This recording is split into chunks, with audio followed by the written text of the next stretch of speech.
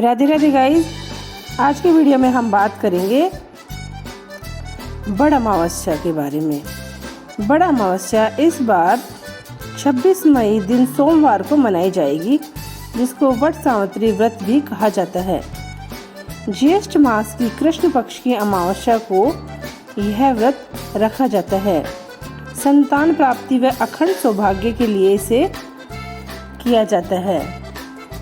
इस दिन वट वृक्ष के नीचे बैठकर पूजा अर्चना की जाती है, जिससे हमें मनवांछित फल की प्राप्ति होती है। जीवन में सुख समृद्धि, रोग दोष आदि दूर होते हैं और हमें सभी प्रकार के सुख की प्राप्ति होती है। इस दिन स्नान दान का विशेष महत्व होता है। वट अमावस्या के दिन विष्णु भगवान, लक्ष्मी जी, शिव जी, पार्वती और गणपति जी वट वृक्ष के जड़ में निवास करते हैं। साल में केवल एक ही दिन ऐसा होता है जिस दिन भगवान वट वृक्ष की जड़ों में निवास करते हैं। इस दिन पूजा अर्चना स्त्री के लिए बहुत ही महत्वपूर्ण होती है। स्त्री को अच्छे वस्त्र पहनकर पूजा अर्चना करनी चाहिए। पूजा अर्चना करते समय हमें एक सावित्री सत्यवान की प्रतिमा लेनी चाहिए। एक बांस की टोकरी लेनी चाहिए, उसमें 7 तरह के अनाज लेने चाहिए और धूप, दीप, नैवेद्य, फल फूल, रोली मोली, इनसे हमें वट वृक्ष के नीचे बैठकर पूजा करनी चाहिए। और हमें एक बांस की टोकरी में 7 अनाज लिए हैं, उनको रखकर कथा सुननी चाहिए। सबसे पहले हमें जल चढ़ाना चाहिए। जल में हमें थोड़ा दूध, मीठा और फल मिलाकर वट वृक्ष को चढ़ाना चाहिए। और फिर हमें सावित्री सत्यवान की कथा सुननी चाहिए, पूजा पाठ करनी चाहिए। जब हम कथा सुने तब हमें हाथ में काले चने लेकर कथा सुननी चाहिए।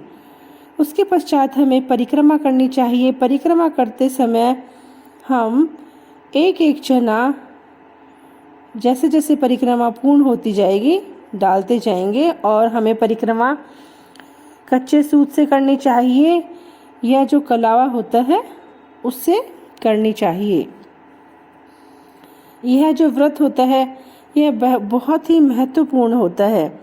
कहा जाता है जो वट वृक्ष होता है उसमें ब्रह्मा, विष्णु, महेश तीनों देवताओं का निवास होता है। और सावित्री जी ने सत्यवान जी को इस वट वृक्ष के नीचे ही जीवित किया था, तभी से यह व्रत किया जाता है।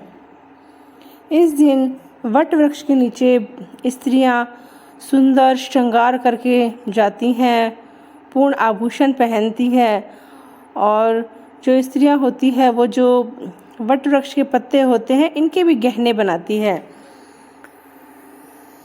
जो पत्ते होते हैं उनके चारों तरफ जो कलावा होता है उसको लपेटकर गहने बनाती हैं। उसको अपनी चूड़ी, जो कानों की बालियां होती है, नाक में नथ होती है, टीका होता है, जो ओढ़नी होती है, उन सभी के बांधती है।